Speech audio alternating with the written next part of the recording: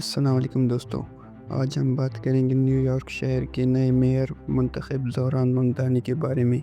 یہ وہ شخص ہیں جنہوں نے 2025 کے الیکشن میں ایک بڑا اپ سیٹ کر کے سب کو حیران کر دیا۔ ان کی کہانی صرف ایک سیاسی کامیابی کی کہانی نہیں، بلکہ یہ ہمارے سامنے ایک ایسے شخص کا سفر پیش کرتی ہے جس نے اپنی محنت اور لگن سے ناممکن کو ممکن بنایا۔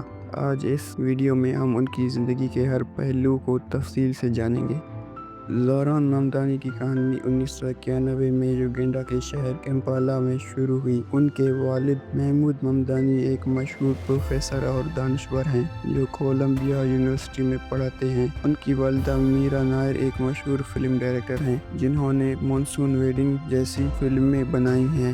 دونوں کا تعلق انڈیا سے ہے، جس کی وجہ سے زوران کی شخصیت پر جنوب ایشیا اور افریقی ثقافت دونوں کے گہرے اثرات ہیں۔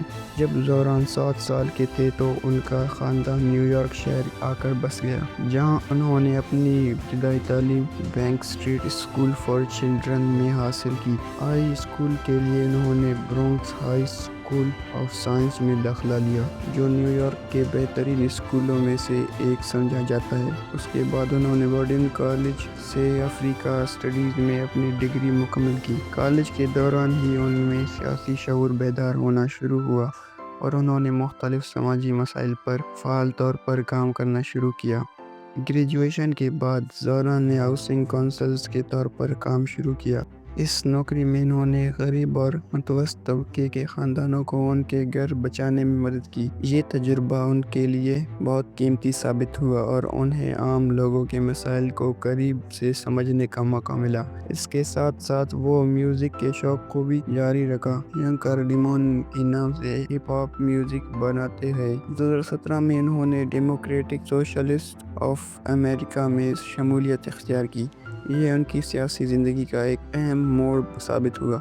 2020 میں انہوں نے نیو یارک اسٹیٹ اسمبلی کے سیٹ کے لیے الیکشن لڑا اور کامیاب رہے۔ ان کی یہ کامیابی خاصی اہم تھی کیونکہ انہوں نے ایک تجربہ کار سیاستدان کو ہرایا تھا۔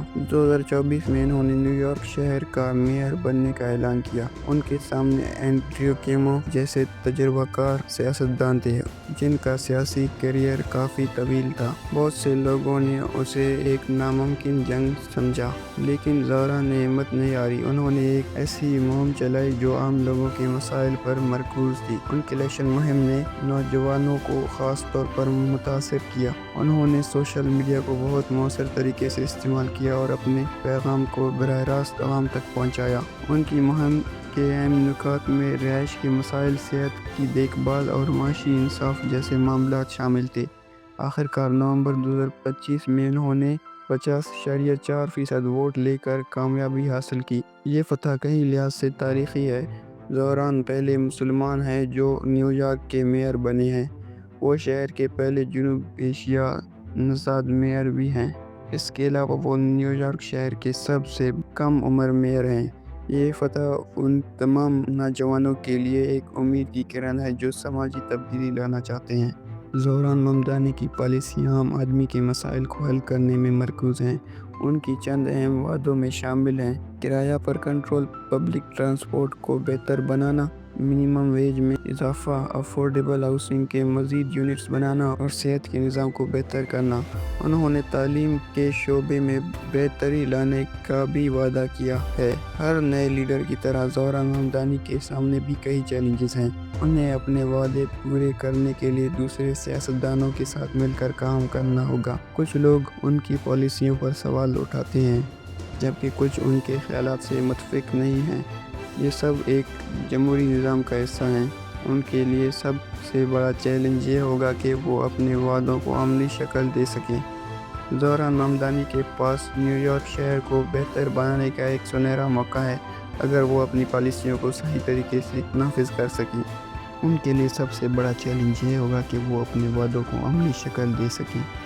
تو دوستو، یہ تھی ہماری آج کی ویڈیو۔ اگر آپ کو ویڈیو پسند آیا تو ویڈیو کو لائک اور چینل کو سبسکرائب ضرور کریں۔ ملتے ہیں اگلی ویڈیو میں، تب تک کے لیے اللہ حافظ۔